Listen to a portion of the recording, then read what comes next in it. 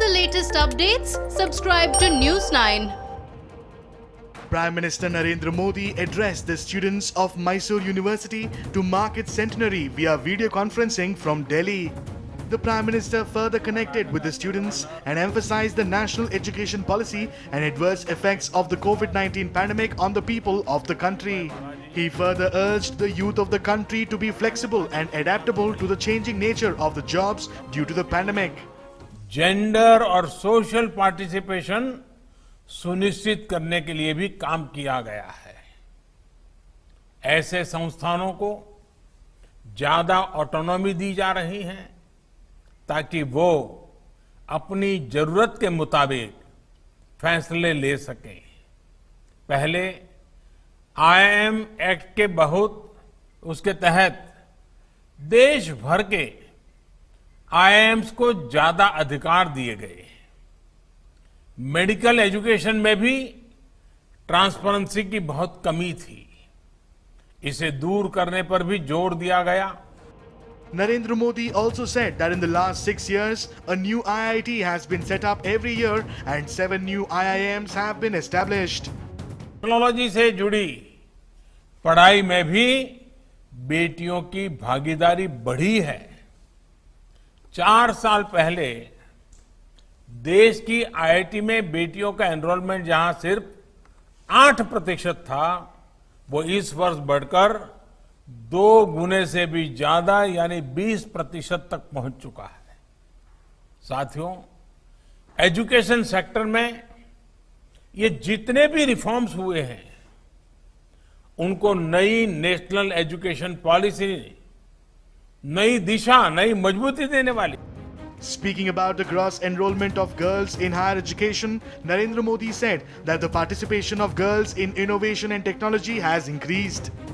हमारे देश के सामर्थ्यवान युवाओं को और ज्यादा कॉम्पिटिटिव बनाने के लिए मल्टी डायमेंशनल अप्रोच पर फोकस किया जा रहा है। कोशिश ये है कि हमारे युवा तेजी से बदलते नेचर ऑफ जॉब्स के लिए फ्लेक्सिबल हो, एडॉप्टेबल हो, skilling. The Prime Minister also said that NEP is a huge campaign to bring fundamental changes to the entire education setup of the country. In his address, Prime Minister Modi also emphasized the importance of skilling and reskilling in the present day world.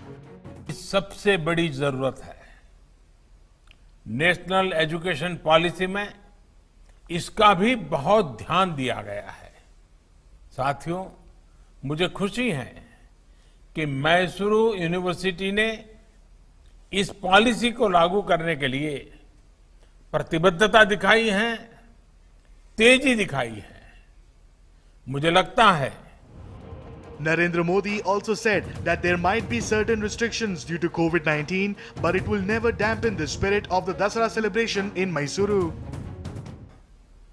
Corona के खतरे के कारण भले ही अनेक बंदिशें हो, लेकिन उत्सव की उमंग पहले जितनी ही है।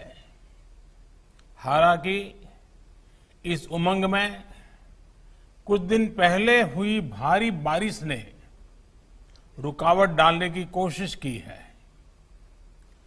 सभी प्रभावित परिवारों के प्रति मेरी संवेदनाएं हैं। केंद्र सरकार और कर्नाटका सरकार मिलकर राहत की हर संभव कोशिश कर रही है।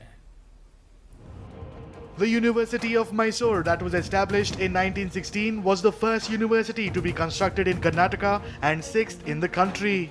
Besides Narendra Modi, Karnataka Governor Vajubhai Vala, Academic Council members, statutory officers and students also marked their presence virtually on the occasion.